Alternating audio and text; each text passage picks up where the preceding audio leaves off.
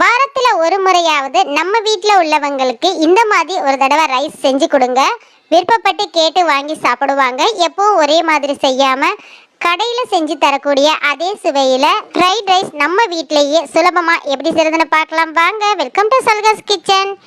இப்போ நம்ம செய்கிறதுக்காக சதை பகுதிகளாக நான் ஒரு 200 கிராம் அளவு எடுத்து வச்சுருக்கேன்.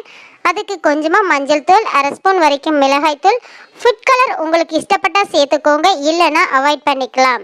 இஞ்சி பூண்டு பேஸ்ட்டு 1/2 ஸ்பூன் சேர்த்துக்கோங்க. தேவையான அளவு 1/2 டேபிள் ஸ்பூன் உப்பு சேர்த்துருக்கேன்.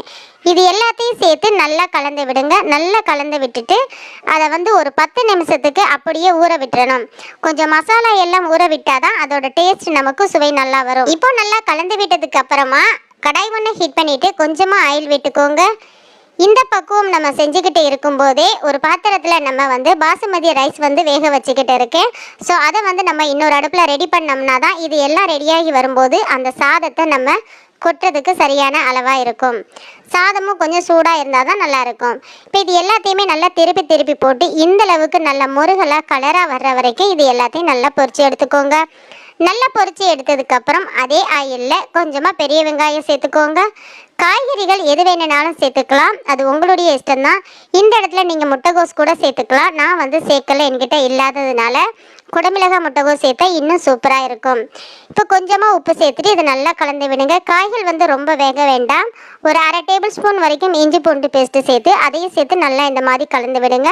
அடுப்பை நல்லா நான் சிம்மில் தான் வச்சுட்டு இருக்கேன். இப்போ நடுவில் கொஞ்சமாக இடத்த நல்லா ஒதுக்கி விட்டுட்டு ஒரு 2 முட்டையை மட்டும் நல்லா நம்ம இந்த மாதிரி நல்லா 2 முட்டையை உடச்சி ஊற்றுனதுக்கப்புறம் அதை அப்படியே வதக்கி விடுங்க. அடுப்பை இந்த மாதிரி டைமில் ஹையில் வச்சுக்கோங்க. நல்லா முட்டை வதங்கினதுக்கப்புறம் எல்லாத்தையும் சேர்த்து விட்டுக்கலாம். காய்கறிகளோட சேர்த்து நம்ம உடச்சி ஊற்றும் போது நல்லா இருக்காது. ஸோ அதனால தான் தனியாக நம்ம பொரியல் பண்ணி எடுத்துக்கணும். இப்போ இது எல்லாத்தையும் சேர்த்து நல்லா வதக்கி விட்டாச்சு. இப்போ தேவையான மசாலா சேர்த்துக்கலாம். கரம் மசாலா, தனியாத்தூள், அது கூடவே நான் சிக்கன் 65 மசாலா, மஞ்சள் தூள் சேர்த்துருக்கேன். சாஸ் உங்களுடைய இஷ்டம் தான். நான் 2 டேபிள் ஸ்பூன் வரைக்கும் சேர்த்துருக்கேன். 1 ஸ்பூன் வரைக்கும் சோயா சாஸ் சேர்த்துட்டு இது எல்லாத்தையும் சேர்த்து நல்லா கலந்து விடுங்க. இது எல்லாத்தையும் சேர்க்கும்போது நம்ம கடையில் சாப்பிட்ற மாதிரி அப்படியே இருக்கும். ஒருவேளை உங்ககிட்ட சாஸ் இல்லை அப்படின்னா நீங்கள் அவாய்ட் பண்ணிக்கலாம். இந்த கடாயில் என்னால் செய்ய முடியாது, இடம் பத்தாது அப்படின்றதுனால ஒரு பெரிய கடாய்க்கு நான் இதை மாற்றிக்கிட்டு பொரிச்சு வச்சுருக்கக்கூடிய சிக்கன்களை நான் கொஞ்சம் சின்ன சின்ன பீசஸாக கட் பண்ணி எடுத்துக்கிட்டேன். இல்லை நீங்கள் முன்னாடியே கூட இதை சின்ன பீசஸாக கட் பண்ணி எடுத்துக்கலாம்.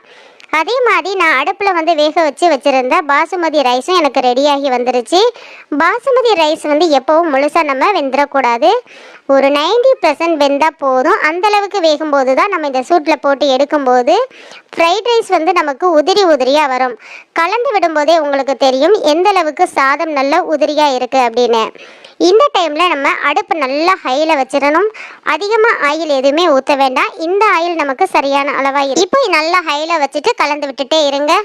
ஒரு 2லேருந்து 3 நிமிஷம் வரைக்கும் இதை இப்படியே கலந்து விட்டுட்டே இருக்கும்போது நல்ல ஓரளவுக்கு கலர் மாறி எல்லாமே செட் ஆகி வாசத்தோடு நமக்கு சூப்பரான ஃப்ரைட் ரைஸ் ரெடி ஆயிருச்சு. நீங்களும் இதே போல் ட்ரை பண்ணி பார்த்துட்டு எப்படி வந்துச்சுன்னு கமெண்ட் பண்ணுங்கள். நெக்ஸ்ட் வீடியோவில் பார்க்கலாம். பாய்.